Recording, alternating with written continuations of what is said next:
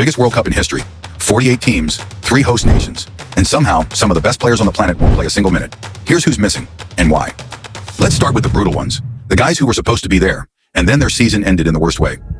Rodrigo, Brazil. Real Madrid's Rodrigo suffered a torn ACL and meniscus during a La Liga match in early March, and the injury is expected to keep him sidelined well into the 2026-27 season. Rodrigo, 25 years old, one of Brazil's most dangerous weapons, torn ACL in March, gone, just like that. Jack Grealish, England. Jack Grealish is sidelined for the summer through injury, missing the tournament entirely. Jack Grealish finally looked like he was hitting his stride again. Nope, ruled out. Eder Militão, Brazil. Militão was dropped from Brazil's squad after undergoing surgery for a hamstring injury. And Militão, hamstring surgery? Brazil's defensive options just took a massive hit before a ball's been kicked. Now this is where it gets spicy. These guys' nations are at the World Cup. Their manager just left them home. Cole Palmer, England. Cole Palmer's snub was one of the biggest shocks of Thomas Tuchel's England squad. Tuchel explained, "I think he suffers from a lack of individual form within the club. His record with us was just not outstanding." Cole Palmer, dropped by England. Tuchel looked at one of the most gifted players in the Premier League and said, "Nah, the internet did not take this well." Phil Foden, England. England also omitted Phil Foden from their squad after a disappointing season, and he took Foden with him. 2 of England's most creative players, both watching at home. Make it make sense. Trent Alexander-Arnold, England. After a season disrupted by injury and poor form at the Bernabeu, the 27-year-old failed to make the England squad, with Tuchel selecting Reece James, Jed Spence, and Tino Livramento as his right-back options. Trent Alexander-Arnold moved to Real Madrid, and it just didn't click. Now he's not even in the squad, from Anfield hero to World Cup spectator in 12 months. And then there's the ones that hurt the most. World-class players when they're playing the best football of their careers, but their country just couldn't get it done. Kavica Kvaratskhelia, Georgia.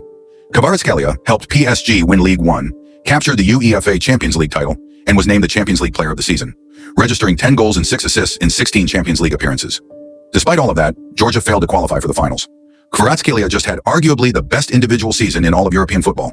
Champions League Player of the Season, PSG Champions League winners, and he won't play a single minute in North America because Georgia couldn't qualify. That is criminal. Victor Osimhen, Nigeria.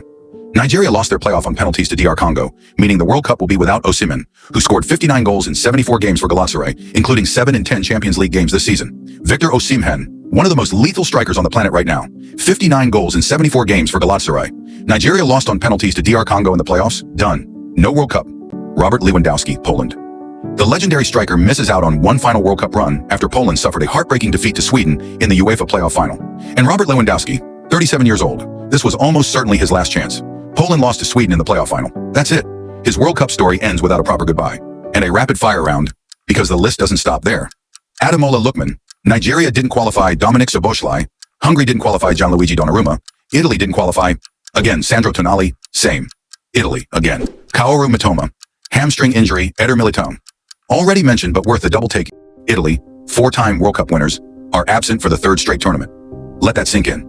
The 2026 World Cup is already being called the greatest ever. 48 teams, 3 countries, record crowds.